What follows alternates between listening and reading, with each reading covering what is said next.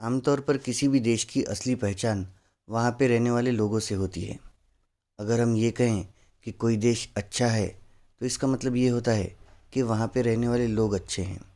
और अगर हम यदि ये कहें कि कोई एक्स वाई जेड जो देश है, वह देश पिछड़ा हुआ है, तो इसका मतलब ये होता है कि उस देश में रहने वाले जो लोग हैं, उन लोगों की सोच पिछड़ी हुई है। अगर हम हमारे भारत देश की बात करें, तो हमारे भारत देश में आज तक अनगिनत महापुरुष हो चुके हैं। और इन्हीं सारे महापुरुषों ने हमारे देश की शान बढ़ाई है, हमारे देश की शोभा बढ़ाई है। हमारे देश में आज तक कितने महापुरुष हो चुके हैं, इस बात की गिनती अगर हम करने के लिए बैठ जाएं, तो हम थक जाएंगे। लेकिन महापुरुषों की जो गिनती है, वो कम नहीं होगी, वो ख़त्म नहीं होगी। एक हिसाब से एक अंदाज़ा अगर हम लगाएं, तो ये कह सकते हैं कि 26 जनवरी को लाल किले पर जब हमारा तिरंगा लहराता है, तब उस पर जितने भी फूल बरसते हैं, शायद उतने ही महापुरुष हमारे देश में आज तक हो चुके होंगे। आप लोगों को इस वक्त स्क्रीन पर कुछ महापुरुषों की तस्वीरें नज़र आ रही होगी। सारे के सारे महापुरुषों की तस्वीरें तो मैं नहीं लगा पाया, लेकिन कुछ महापुरुषों की तस्वीरें मैंने यहाँ पे लगाई है। इनमें से सुभाष चंद्र बोस, महात्मा गांधी और भगत सिंह जैसे महापुरुषों ने हमारे देश की आज़ादी की लड़ाई लड़ी है। इन तीनों के ही रास्ते जो हैं, वो एक दूसरे से काफ़ी अलग थे, लेकिन बावजूद इसके इनकी मंजिल केवल एक थी, और वो ये कि हमारे देश को आज़ाद करना। इनके अलावा कुछ और महापुरुष भी थे जिन्होंने समाज में प्रचलित जो कुप्रथाएं थी, उन कुप्रथाओं के खिलाफ आवाज़ उठाई थी। जैसे कि हमारे महात्मा फुले जी, इन्होंने महिलाओं की शिक्षा को बढ़ावा दिया है। इसके अलावा अंबेडकर जी, जिन्होंने कई सालों से दलितों पर जो अत्याचार होते आ रहे थे, उन अत्याचार के खिलाफ लड़ाई लड़ी है। पंडिता रमाबाई, ये सभी लोगों ने समाज में जो गलत धारणाएं थी, उन धारणाओं पर प्रहार किया, समाज को सुधारने का काम किया। एक तरह से इन्हें हम समाज सुधारक ही कह सकते हैं। ऐसी ही एक समाज सुधारक पंडिता रमाबाई है, जिन्होंने हमारे देश के महिलाओं के विकास के लिए क्या योगदान दिया, इसी बात की जानकारी हम हमारे आज के इस लेसन में लर्न करने वाले हैं। नमस्ते विद्यार्थियों, 7th क्लास के मराठी के पीरियड में आप सभी का स्वागत है। मेरा नाम है प्रणीत बुमेडवार। पंडिता रमाबाई इस लेसन का आज का हमारा पहला पीरियड है। लेसन शुरू करने से पहले हमारे लेसन की जो लेखिका है, डॉक्टर अनुपमा उजगरे, इनका परिचय हम सबसे पहले कर लेते हैं। इनका जन्म 1949 में हुआ, जिसे मराठी में 1949 कहा जाता है। अब ये जो पैराग्राफ है, इस पैराग्राफ को मैं पढ़ रहा हूँ, मेरे साथ साथ आप लोग भी पढ़िएगा। प्रसिद्ध लेखिका, सांगी, पश्चात हे काव्य संग्रह, चांदणचुरा, ललित लेख संग्रह, पंडिता रमाबाई, लक्ष्मीबाई टिळक, विष्णुशास्त्री चिपळूणकर, चरित्रात्मक लेखन, तसेच महाराष्ट्राच्या खाद्य संस्कृती कोश प्रसिद्ध। इसका मतलब अभी भी मैंने जो लिस्ट पढ़ी है, ये सारी की सारी रचनाएं अनुपमा उजगरे जी ने की है। अब चलिए आगे क्या बताया है वो भी पढ़ लेते हैं, आप भी पढ़िए। स्वतःचे संघर्षमय आयुष्य जगत असताना इतर स्त्रियांच्या आयुष्यात नंदनवन फुलवणाऱ्या पंडिता रमाबाईंचे प्रेरणादायी वर्णन लेखिकेने प्रस्तुत पाठातून केले आहे। पंडिता रमाबाई का जीवन काफ़ी संघर्षमय रहा है। इन्होंने अपने जीवन में कई सारे दुखों का सामना किया है। इनकी जगह अगर कोई और महिला होती तो शायद टूट जाती, परंतु पंडिता रमाबाई हार मानने वालों में से नहीं थी। पंडिता रमाबाई ने सभी परिस्थितियों का डट के सामना किया, और तो और किसी और महिला पर इस तरह की परिस्थितियों का सामना ना करना पड़े, इस बारे में उन्होंने क्या कार्य किया है, वही हम आज के हमारे इस लेसन में देखने वाले हैं। तो चलिए अब हम हमारे लेसन को शुरू करते हैं। ये हमारा पहला पैराग्राफ है। इस पैराग्राफ को मैं पढ़ने जा रहा हूँ, मेरे साथ साथ आप लोग भी पढ़िएगा। कोलकाता शहरात देशभक्त आनंद मोहन यांनी स्त्रियांसाठी जी खास सभा बोलवली होती, ती भारतातील स्त्रियांची पहिली सभा होती। पंडिता रमाबाईंना त्यावेळी बंगाली भाषा येत नव्हती, म्हणून त्यांनी मायबोलीसारखा सराव असलेल्या संस्कृत भाषेतून भाषण केले। बंगालीतून त्याचा अनुवाद त्यावेळी करण्यात आला। स्त्रियांची पहिली सभा, पहिली स्त्री वक्ता व सादर करण्यात आलेला पहिलाच मौखिक अनुवाद ही त्या सभेची वैशिष्ट्ये ठरली।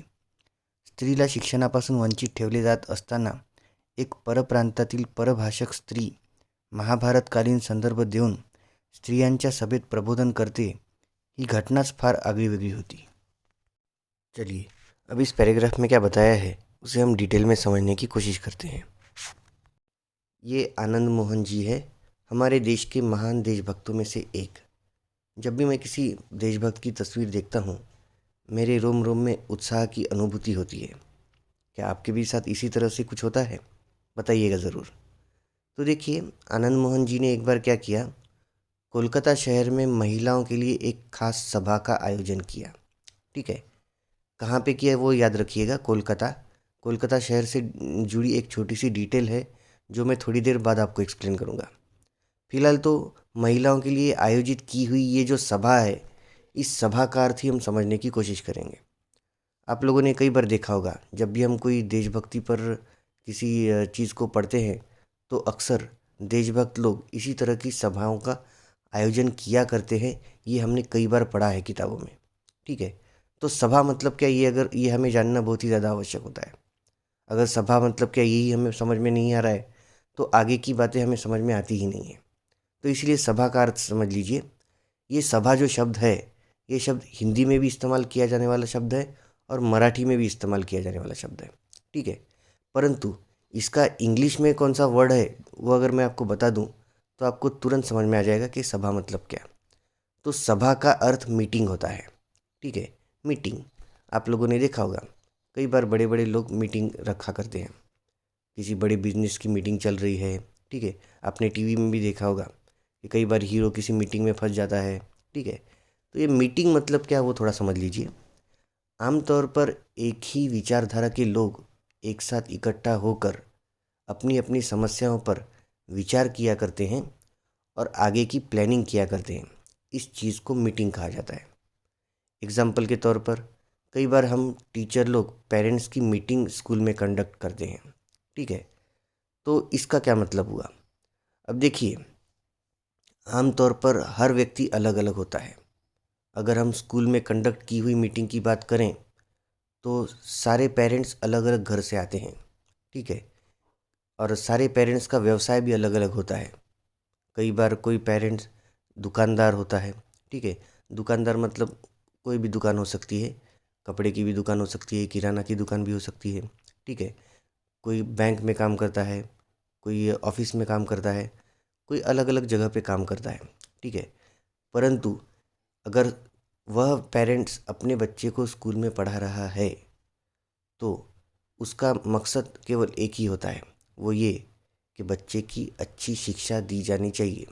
ठीक है, यही उनका एक विचारधारा होती है.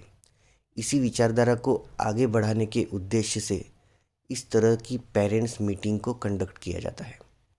अब मैंने एग्जांपल पेरेंट्स मीटिंग का लिया है. यहाँ पे आनंद मोहन ने जो मीटिंग मतलब जो सभा उन्होंने ली थी, वह सभा आमतौर पर देशभक्तों के लिए ली थी.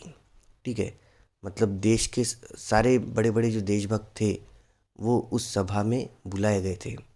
इस सभा की खास बात ये थी कि ये महिलाओं की सभा थी. ठीक है, मतलब हमारे देश में बड़ी बड़ी समाज सेविकाएँ, बड़ी बड़ी देशभक्त महिलाएँ इस सभा में आई थी. महिलाओं की सभा में पंडिता रमाबाई को भी आमंत्रित किया गया था.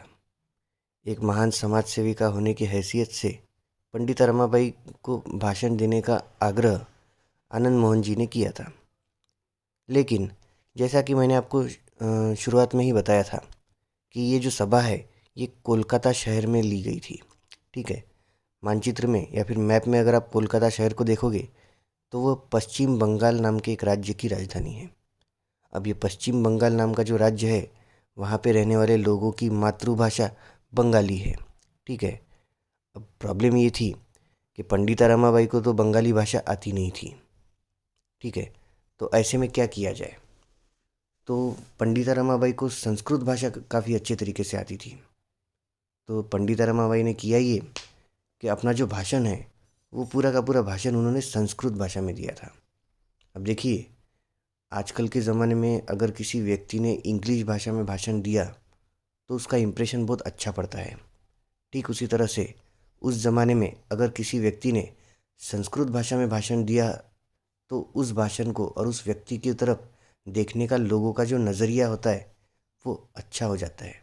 पहले से और बेहतर हो जाता है। लोग उसकी बात और अच्छे से और गहराई से समझने की कोशिश करते हैं। तो इस सभा में पंडिता रमाबाई ने संस्कृत में भाषण दिया। अब देखिए, संस्कृत भाषा में भाषण दिया, परंतु बंगाली लोगों को तो सभी लोगों को तो संस्कृत भाषा आती नहीं थी। ठीक है, तो संस्कृत भाषा में दिए हुए भाषण का अनुवाद बंगाली में कर दिया गया था। ठीक है, अनुवाद का अर्थ होता है भाषांतर। ठीक है, ट्रांसलेशन अंग्रेजी में अगर हम कहें।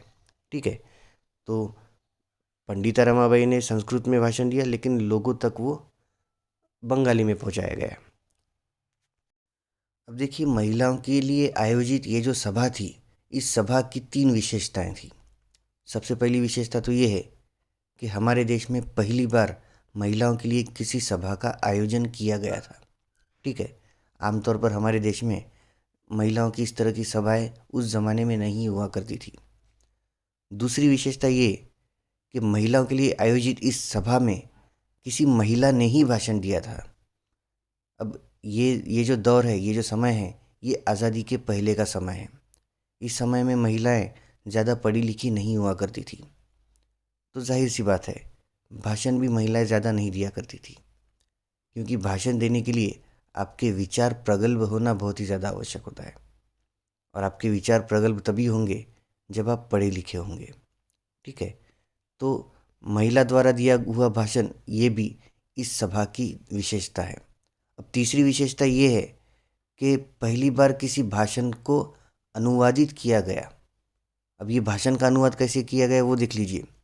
मतलब माइक पर पंडिता रमाबाई भाषण दे रही है, एक एक वाक्य बोल के वो रुकेगी और उस वाक्य का ट्रांसलेशन कोई और व्यक्ति किसी और माइक पे वहीं पे खड़ा होके दे रहा है। इस तरह का ट्रांसलेशन, इस तरह का अनुवाद उस समय हुआ गया था। चलिए, अब आगे के पैराग्राफ में क्या कहा गया है उसे भी हम लोग पढ़ लेते हैं। मैं पढ़ रहा हूँ, मेरे साथ आप लोगों ने भी पढ़ना है। आई, वडील व बंधू यांच्या निधनानंतर एकटे जगणे किती कठीण आहे हे अनुभवल्यावर रमाबाईंनी विवाह करण्याचे ठरवले. अतिशय विद्वान वकील म्हणून ख्याती असलेल्या बिपिन बिहारी मेधावी यांच्याशी त्या रीतसर विवाहबद्ध झाल्या. त्यावेळी त्यांचे वय 22 वर्षांचे, म्हणजे त्यावेळच्या रूढींच्या दृष्टीने फारच वाढलेले होते. अब इस पैराग्राफ में जो भी हमें बताया गया है उसे मैं एक्सप्लेन कर रहा हूँ, ध्यान दीजिए। ज़रा आप इस तस्वीर की तरफ देखिए। इस तस्वीर में पंडिता रमाबाई का परिवार कितना खुशहाल नज़र आ रहा है। यहाँ पे इनकी आई नज़र आ रही है, वडील नज़र आ रहे हैं और साथ ही साथ बंधु भी नज़र आ रहा है। मैंने जानबूझ के मराठी शब्दों का प्रयोग किया है ताकि इन शब्दों की आपको आदत पड़े। ठीक है, परंतु दुर्भाग्य की बात तो ये है कि इन सभी की मृत्यु हो जाती है। आमतौर पर किसी भी लड़की के जीवन में माँ की ममता, पिता का स्नेह और बंधु से होने वाली नोकझोंक ये बहुत ही ज़्यादा मायने रखती है, परंतु पंडिता रमाबाई के साथ तो कुछ और ही हुआ। नियति को ये सब मंजूर नहीं था। पंडिता रमाबाई अब अकेली हो चुकी थी। अकेले जीवन काटना या व्यतीत करना बड़ा ही मुश्किल हो गया था। पंडिता रमाबाई के जीवन में दुख तो कई आए, परंतु उन्होंने अपने जीवन में आगे बढ़ने का निश्चय किया। एक नए सिरे से नई शुरुआत करने के बारे में उन्होंने सोचा।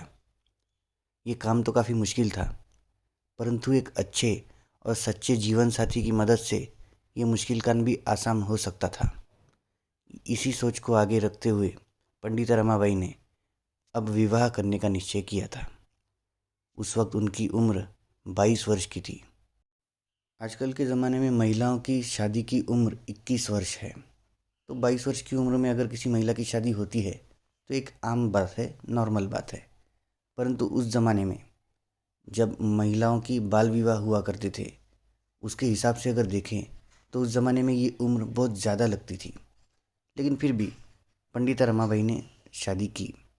उनका विवाह बिपिन बिहारी मेधावी नामक एक विद्वान वकील के साथ हुआ। अब देखिए, बिपिन बिहारी मेधावी ये नाम हम लोगों के लिए नया है, बोलने में थोड़ा कष्ट होता है, लेकिन इस नाम को याद रखना है। इस तरह के सवाल जो होते हैं वो अक्सर स्वाध्याय में पूछे जाते हैं। तो आज हमने पंडिता रमाबाई इस पाठ को पढ़ना शुरू किया है। समय तो ख़त्म हो गया, लेकिन पाठ ख़त्म नहीं हुआ। आने वाले पीरियड्स में हम आगे की कहानी जानने वाले हैं। तब तक के लिए जय हिंद।